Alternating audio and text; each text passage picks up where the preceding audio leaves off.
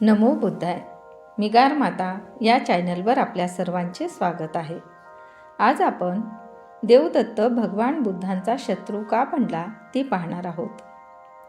देवदत्त हा तथागत भगवान गौतम बुद्धाचा आत्ते भाऊ होता, पण प्रथमपासूनच तो तथागतांचा द्वेष करीत असे. त्याचे कारण असे की भगवान बुद्ध जेव्हा लहान होते तेव्हा ते आपल्या पित्याच्या शेतात जात असत. कधी तिथे एकांत स्थळी जाऊन समाधी लावण्याचा प्रयत्न करीत. ते दयाशील प्रवृत्तीचे होते. त्यांच्या शेतात मजूर अगदी थोडक्या वस्त्रानिशी अंग भाजून काढणाऱ्या कडक उन्हात जमीन नांगरणे, बांध घालणे, झाडे तोडणे असे काम करीत असत. त्यांच्याकडे पाहून लहानसा गौतम हळहळ व्यक्त करीत असे. माणसाने माणसाची पिळवणूक करावी हे त्याला आवडत नसे. तो त्याच्या मित्रांना म्हणत असे, एका माणसाने दुसऱ्याची पिळवणूक करावी हे योग्य ठरते का? मजुराने कष्ट करावे व मालकाने त्याच्या कष्टावर आपले जीवन जगावे हे कसे बरोबर असू शकेल?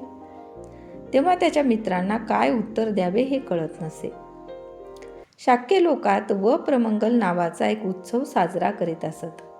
हा ग्रामीण लोकांनी पेरणीच्या दिवशी साजरा करण्याचा उत्सव होता. शाक्यांच्या प्रथेनुसार ह्या दिवशी प्रत्येक शाक्याला स्वतःच्या आपल्या हाताने जमिनीत नांगर धरणे भाग पडत असे. सिद्धार्थ नेहमी ह्या प्रथेचे पालन करीत असे. तो स्वतः नांगर धरीत असे. तो जरी विद्वान असला तरी त्याने शारीरिक श्रमाचा कधी तिरस्कार केला नाही.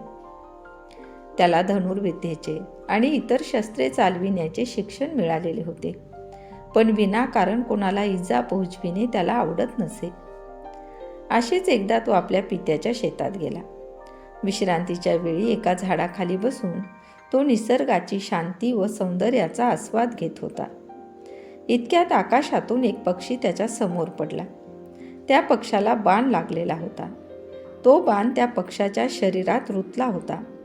त्यामुळे तो पक्षी घायाळ होऊन तरफडत होता. सिद्धार्थ त्या पक्षाला वाचवण्यासाठी पुढे झाला. त्याने त्याच्या अंगातील बाण उपटून काढला.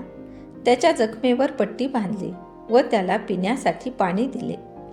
त्याने त्या पक्षाला उचलले व ज्या जागी तो अगोदर बसला होता त्या जागी आला. त्याने त्या पक्षाला आपल्या उत्तरीय वस्त्रात गुंडाळले आणि ऊब देण्यासाठी त्याला आपल्या हृदयाशी धरले. सिद्धार्थाला आश्चर्य वाटले की या निष्पाप पक्षाला कोणी मारले असावे. थोड्याच वेळात त्याचा आत्ते भाऊ तिथे आला.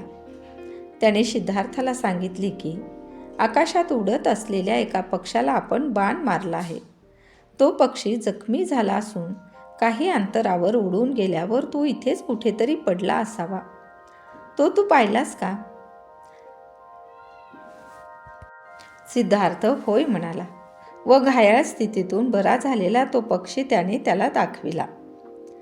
देवदत्ताने मागणी केली की माझा पक्षी तू माझ्या स्वाधीन कर, पण सिद्धार्थाने ते नाकारले. त्यामुळे त्या दोघांमध्ये तीव्र वाद झाला. देवदत्ताचे म्हणणे होते की या पक्षाचा मालक मी आहे, कारण शिकारीच्या नियमानुसार जो शिकार करतो तोच त्या शिकारीचा मालक होतो. सिद्धार्थाने या नियमाची अधिकृतता अमान्य केली. तो म्हणाला, जो ज्याचे रक्षण करतो त्यालाच त्याच्या मालकीचा हक्क प्राप्त होतो. ज्याला दुसऱ्याचा जीव घ्यावयाचा असतो तो त्याचा मालक कसा होऊ शकतो? या वादात दोघांपैकी कुणीही माघार घ्यायला तयार होईना. शेवटी हा प्रश्न लवादाकडे नेण्यात आला. लवादाने सिद्धार्थ गौतमाचा दृष्टिकोनच योग्य असल्याचा निर्णय दिला. त्यामुळे देवदत्त सिद्धार्थाचा कायमचा शत्रू बनला. परंतु सिद्धार्थ गौतमाची करुणावृत्ती इतकी उत्कट होती की आपल्या आत्ते भावाची मर्जी राखण्यापेक्षा एका निष्पाप पक्षाचा जीव वाचवणे त्याने अधिक पसंत केले. मोठ्यापणी सुद्धा सारीपुत्त व महामोगलायन यांना संघ प्रमुख केल्यामुळे देवदत्ताचा तथागतांवर रोष होता. तथागतांना त्याने 3 वेळा मारण्याचा प्रयत्न केला. तर कशी वाटली ही माहिती? ही माहिती आवडली असल्यास आमच्या चॅनलला लाईक, शेअर व सबस्क्राईब करायला विसरू नका.